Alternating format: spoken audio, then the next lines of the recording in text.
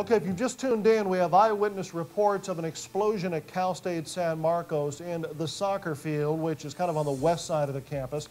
Around 9 o'clock this morning, we reported a possible school shooting at one of the dorms, and things have apparently taken a big turn for the worse. Tri-City Medical Center staff tested their mettle in mid-May during a county-wide emergency preparedness drill designed to test the readiness and the abilities of a variety of first responder agencies. Craig Lawyer, Chief of Emergency Operations for Tri-City, organized the drill and oversaw enactment. Today we're conducting the 2010 Golden Guardian Disaster Drill.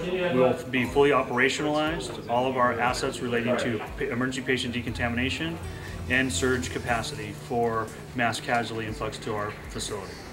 Organized by the county's Office of Emergency Preparedness, the 2010 Golden Guardian Disaster Drill simulated a series of catastrophic events. A gunman at Cal State San Marcos, a possible intruder on the hospital grounds, and the detonation of a dirty bomb at Cal State that rained radioactive particles on students and professors. Code Orange Drill. Code Orange Drill. Good morning. The county has called a drill around the active shooter that's reported at Cal State San Marcos. That's all we know at this point. The first notice came via pagers and cell phone texts. The hospital's incident response team gathered at the Incident Command Center to receive information, develop response plans, pass them on to the department heads, and make the plans happen. There's a terrorist, it would appear, assault countywide in a number of locations. So I'm going to ask each of our officers to give you an update on what our response is and where we are at this point in time, and you can share that in summary with your staffs as you go back out to your units.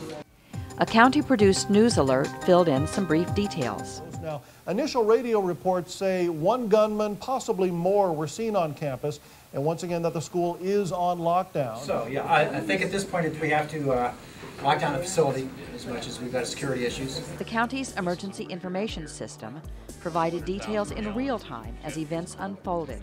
Doctors and nurses prepped for multiple victims. Volunteer ham radio operators monitored emergency radio frequencies as a backup in case traditional communication pipelines, such as cell phones, landlines, and the internet, went dead. Next, hospital security personnel got reports of a suspicious man walking on the hospital grounds, just as ham radio operators and hospital administrators learned that a dirty bomb, a non-nuclear explosive device, had been detonated on the Cal State campus, showering victims with radioactive debris. So now we've got a dirty bomb going on. So what we're going to do is planning. It's moving so quickly, what we would be doing right now is developing our objectives of the response during the operational period.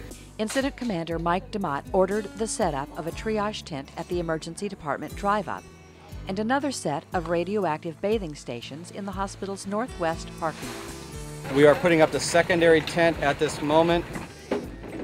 We're still looking at about 10 to 15 minutes before it is completely up. The stations, designed to cleanse victims of radioactive isotopes and capture radioactive runoff, were up and functional within the hour.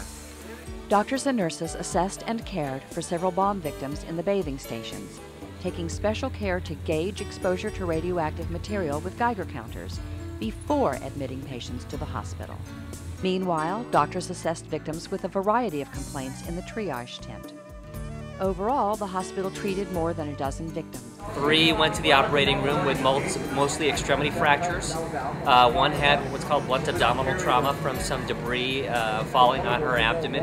Her CAT scan was negative, so she's admitted to the hospital. We had some minor injuries, lacerations that were taken, that were triaged then off into the other areas of the ER where they could be handled a little bit more appropriately. Craig Lawyer said the drill taught Tri-City staff some valuable lessons they will use to refine training and improve emergency response plans in the future.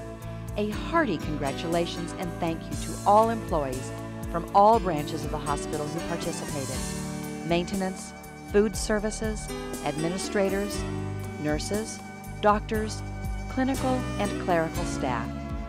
The importance of full participation in drills like these cannot be understated. The more we practice and prepare, the more ready we are to alleviate suffering and save lives when the real catastrophe hits. Thanks also to the volunteers who gave their time and talents to the drill. Tri-City Medical Center, a triumph every day.